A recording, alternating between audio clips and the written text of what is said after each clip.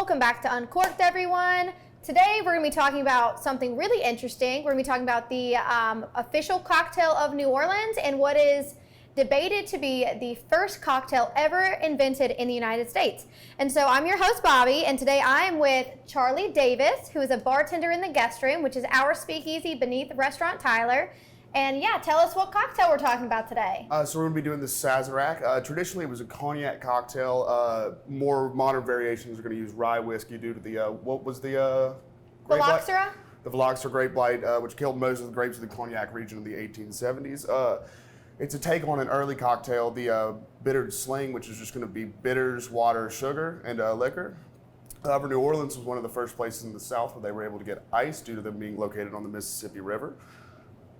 Yeah, and so phylloxera, not only did it desiccate the vineyards of cognac, it did in France and almost all over the world. And so a lot of people don't know that cognac is made with wine grapes. So because they couldn't get that, they started using rye whiskey. So a lot of the credit for the creation of the cocktail is given to Antoine Peychaud's, who created Peychaud's Bitters, which goes into the cocktail. And so this was used at Sazerac House, which used Sazerac et Fils cognac, which is where Sazerac got its name because it was cognac based. Now, the rye whiskey that it's known for, as in Sazerac Rye and Thomas Handy, is because Thomas Handy bought the Sazerac House in the late 1800s, and he is who really evolutionized the cocktail. So tell us a little bit about those whiskeys. I know we have them possibly downstairs. Yeah, so most of those whiskeys were it was not really what was used in the Sazerac, but it was kind of a marketing ploy to take advantage of the name. However, they did end up making very good products that you can all buy at the guest room at Restaurant Tyler.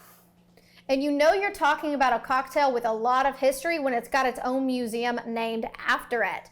So let's go ahead and get into making this cocktail. Absolutely. So we're going to start with a Demerara simple syrup, just a simple syrup made with an uncured sugar. We're going to do about 1/4 ounce of that. Go into the mixing glass. Then we're going to follow it with, and this is somewhat untraditional, but we're going to do 7 dashes of Peychaud's Bitters. And why is that?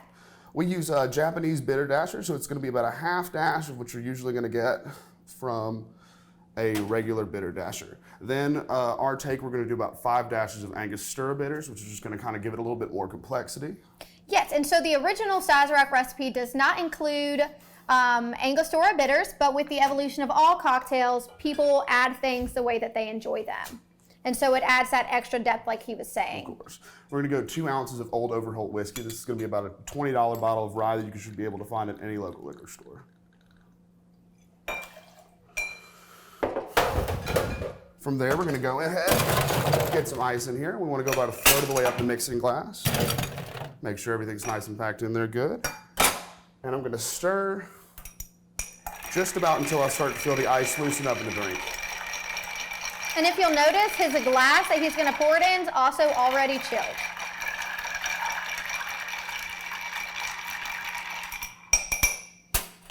At that point, I'm going to take my glass and an Herb Saint spritzer. If you don't have a spritzer, of course, you can always just give a rinse in the glass. Herb Saint is a traditional absinthe substitute.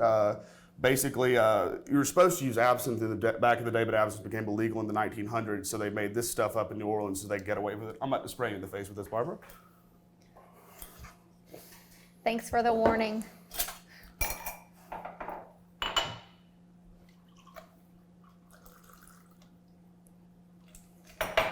Then we're going to take our lemon. We're going to get a nice, good-sized twist out. Take the oil about 6 inches above the cocktail and express. Rub along the rim of the glass. And we're never going to put this inside the glass on a Sazerac. So yeah, most places in New Orleans, they're going to serve it on the rim, or there are some bartenders who believe you have to toss it across your right shoulder.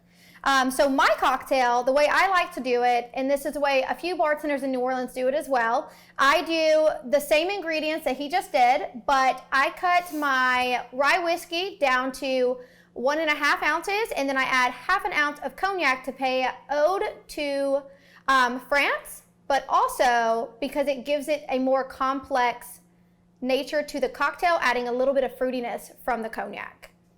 So any recipe is good when it comes to using rye, cognac on its own, or using a split base. Yeah, nothing's really solid about cocktail history. People were mostly drunk for it. Yes.